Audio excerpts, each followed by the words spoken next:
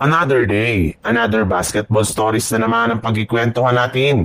At ngayon nga yung pag-uusapan natin ang balitang trade ni Andrew Wiggins sa Los Angeles Lakers. At ang balitang may good news nga daw ang Golden State Warriors. Simula lamang nga na umugong sa social media ang balita na interesado ang Los Angeles Lakers sa pagkuha kay Andrew Wiggins mula sa Miami Heat sa pamamagitan ng isang trade ay marami na nga sa kanilang mga fans ang na-approve sa ganitong klaseng ideya. Bali si Wiggins rin naman nga ang isa sa pinakamagaling na 3 and D o wing player na available ngayon. Kaya sigurado nga na malaki ang maitutulong nito sa magiging kampanya ng Lakers na makuha ang kampyonato next season. Ayon nga sa isang source, meron na rin nga daw pong nakahandang trade package sa Lakers ang ipang-o-offer nila sa Miami Heat para makuha lamang si Andrew Wiggins. At eto nga ang kinabibilangan ni Naruya Hachimura, Dalton Kenick at isang first round pick. Sapat na nga daw ang mga ito para matapatan ng kontratang hawak ngayon ni Wiggins.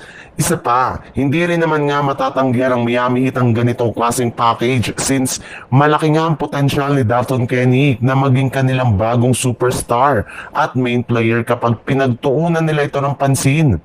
Wala na rin naman nga silang nakalaang plano pa kay Wiggins sa mga susunod na taon kaya posible talaga na kunin ng Miami Heat ang iaalok sa kanila ng Los Angeles Lakers either ngayong off-season o di kaya sa darating na trade deadline.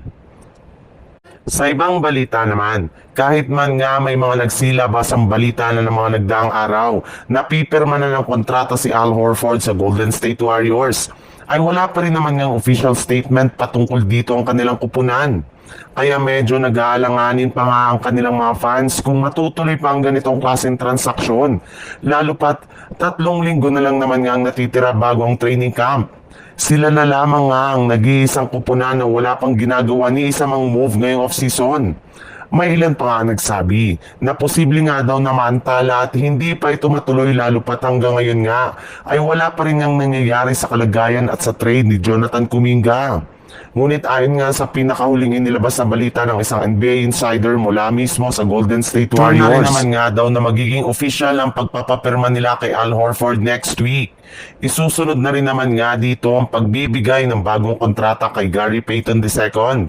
Kaya wala na nga talagang dapat ipangamba ang kanilang fans dahil ginagawa rin naman nga ng Golden State Warriors ang lahat ng kanilang mga kaya para maging maayos ang kanilang lineup.